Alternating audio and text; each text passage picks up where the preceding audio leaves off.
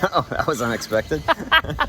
Okay, so we're back. It's the morning time. We're refreshed from sleeping and we have a little bit of shade. So what we're gonna do this morning is we're gonna each try out each tool and we'll give you guys our reactions on how easy and hard and other thoughts as beginner landscapers.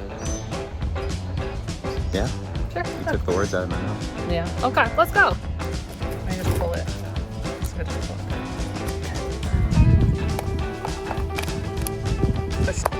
Is it in? I think so. Alright. Now it's in. Now it's in. Hello. Hi. What would be the difference? We're gonna test and find out. How'd that feel? Easy? Easy? Do we think we actually cut the plants? No. Some good. You might need to go lower. Okay. Oh, so it's like a safety release and then this is a...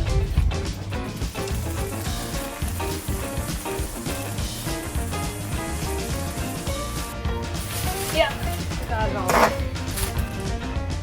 I can see how it flings seeds everywhere. You just threw all the plants on top of the bee. Oh, did I? Yeah. Poor bee. My bad. I didn't know you're there. It is kind of hard to tell like where the sidewalk ends at the moment. But that wasn't hard. No. And it wasn't very loud. Let's see if we move it to low, because we did the high setting. What's the difference? Let's find out. Or I guess that was the low, the high? That was the low, that was on low. But I'm gonna try it on high.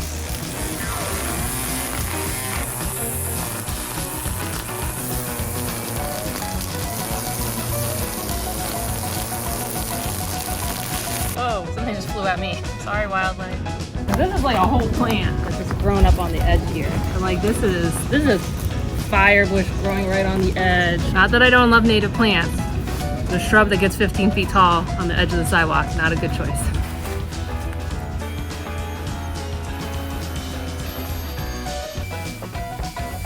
Wow, that looks really nice.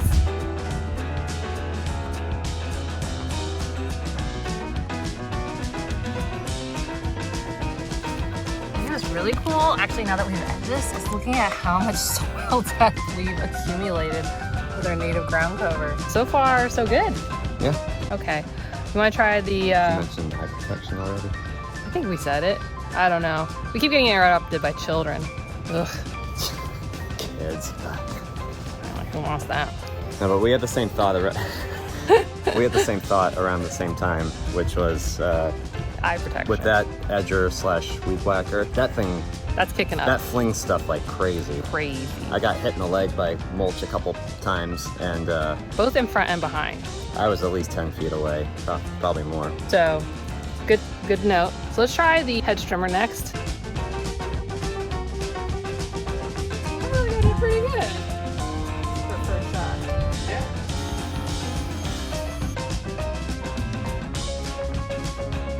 I felt like that hedge trimmer, that was not hard to use. No, it's super simple. It definitely, like dealing with Mexican petunias coming up through stuff, like it is not gonna, like it'll chop them to a height, but it's not gonna get rid of them from an area. So there's definitely gonna have to be some hand pulling in these sections. But if you all remember when we did this cleanup, like, what was it, like 2-3 months ago, and I was using hedge trimmers, this took about what, 90 seconds, 2 minutes, and that probably took me a half hour to do it by hand, manually. So I liked it, and honestly, not very loud.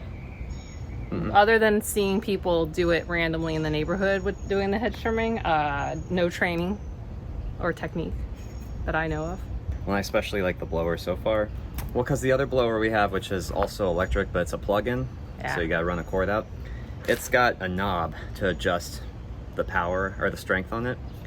But this one, all there is the how much you the press. lever. So yeah, it's all based on how much you push down the lever that controls the strength, which I like. So yay so far for 3 out of 5 tools. So we haven't weed whacked yet, and we haven't used the reciprocating saw yet. So let's go try weed whacking that path. Oh boy. That there's technically a path there. You wouldn't know it because the frog fruit's grown over it. So this is the path in question. There is actually stone pavers here that actually go all the way, I think almost to the 3rd vegetable bed over there. You just can't see any of it because this native ground cover has grown right on over it. didn't even really care. It was just like, yeah, I'm gonna make a thing happen. Go as low as you start seeing pavers again. Though I think there's some soil.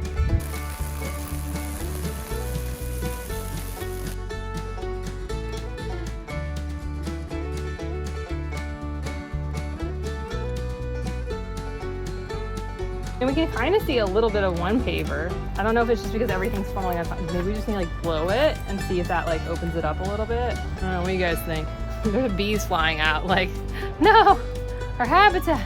This is the challenge of helping wildlife in the area that you gotta do maintenance. But that's okay, because in the long run, it's all good. I'll go grab the blower. I'm gonna go up.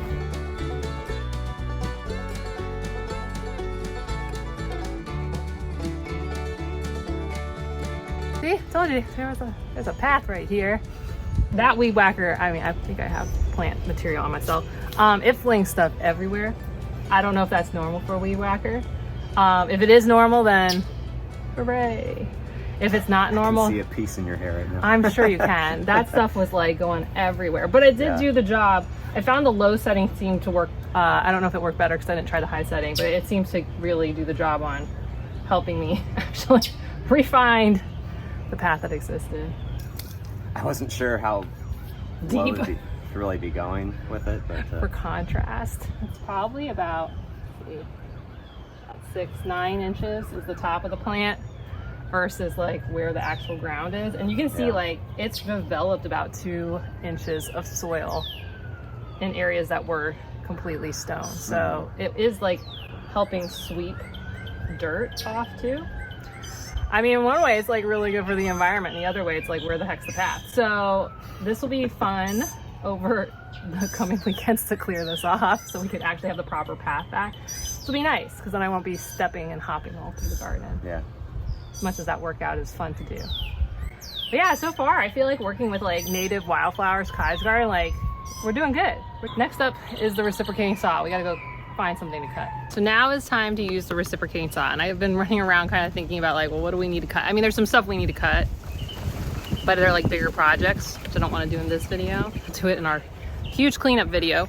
But what I was thinking is we've got these carrot wood trees that are popping up in the middle of our shrubbery. So it'd be a good one because I think down at the base, I think our previous landscapers just always cut them at the hedge line. So they might actually have some decent trunks in there. I don't know how well I could show you, but I'm gonna go digging in there trying to find these trees. So they're carrot wood trees, which are invasive to Florida and get distributed into our yard through the love and joy of the birds who come and visit. So that's what I'm gonna go see if I can go find and get out of there. Oh, okay, well that's done.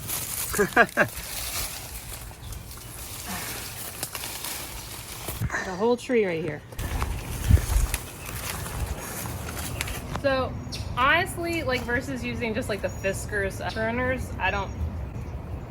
it's like just as easy. So You mean the loppers? Yeah, that's what I mean, like the loppers. Like I would feel like this is comparable. It was really easy. I know the big thing a lot of people say is like for roots, that they'll actually run it into the ground. So I actually did it into the ground a bit just to really kill it. Is it easy to use? Yeah.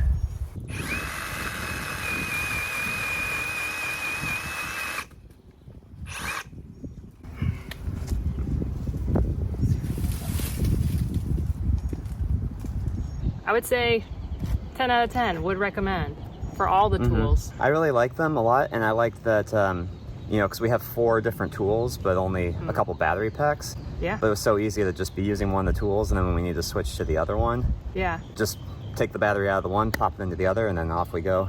And with using all of them, like without reading the manuals, if you always went in mindset, other than the blower with that, there's some sort of like safety latch and then the button for going, you knew to look for something, though they all were a little bit different on how they had like their safety thing. Like whether it was like a clickety over or like a second button you had to hold down. That's a technical term. Yeah, totally technical. I had picked that up out of the manual. And I felt like it gave a lot of control.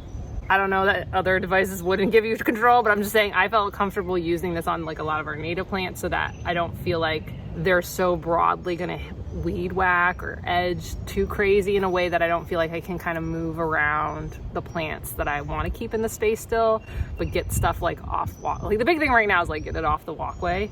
And then second thing is like make it look a little bit tidier. You know, stuff's been getting just a bit too wild. We are the Wild Floridian channel, but like it's like, I mean, take it down a notch. And if you liked any of those tools, of course, you can find them in the links in the description down below. And if you're thinking to yourself, I don't know that I want to get electric tools, maybe I want to be more earth friendly, I want to do manual tools, or I want to get more exercise, or I like to torture myself. Any of those thoughts, check out this fun video where Ben and I clean all this up manually. Okay, I'll see you soon. Bye.